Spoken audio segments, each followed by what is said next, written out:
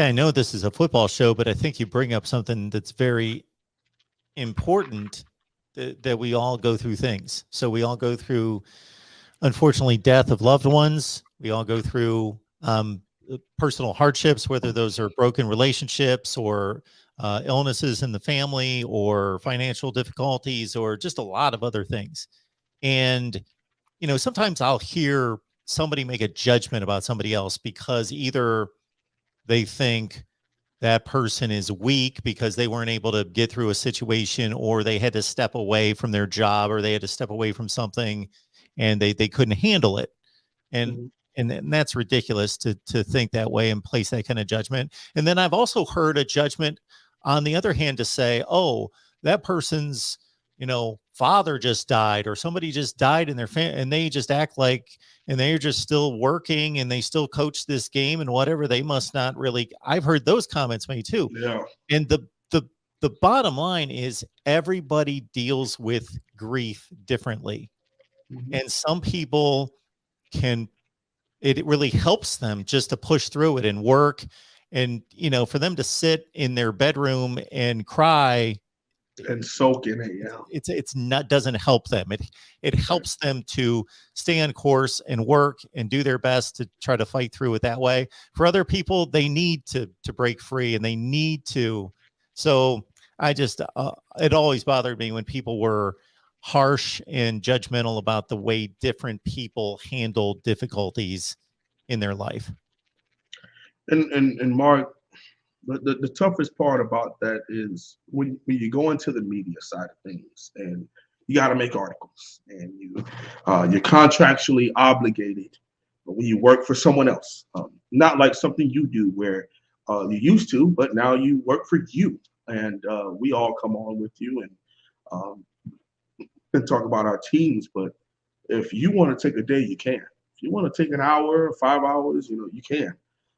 If you don't want to upload that day, which I don't think I've ever seen you not upload on one of your 50 channels. Even in the beautiful part about YouTube is you're able to like schedule stuff. So you could have really recorded this video a week ago and no one would know, unless it says live. And I look at it when things happen and people try to spew it and change it into this whole and twist it. And, we had a horrific Florida Gator fan who said that we this young Coach Cristobal used the loss of his mother to jinx the player into committing, and it's like, why? Why even say something like that? The trolling gets to a point, but why even? And some people say, "Holloway, why would you even bring that up?" Because it doesn't. It makes sense to shine light on people like that because they deserve to be they deserve to be cooked, as we say on Twitter. There's no way on God's green earth that you type that and think that was okay to say something like that. And, I wouldn't expect anything else from a Tallahassee or a Gator person. They're just, those are the type of people they are. And I just hope that this Coach Cristobal is able to keep going through it.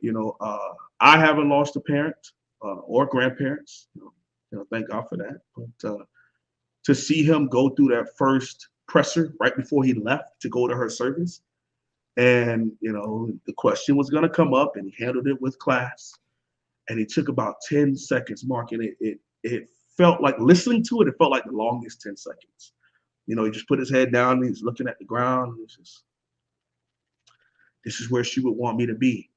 This is, because the beautiful part is that he was able to come home and the job was open and we let go of, the previous coach, and things worked out to get the contract, and he was able to spend the last 2 or 3 months with her because she had been reportedly sick for a better part of the last year. So she held on long enough, and the beautiful part is that she was able to see him become the University of Miami football head coach.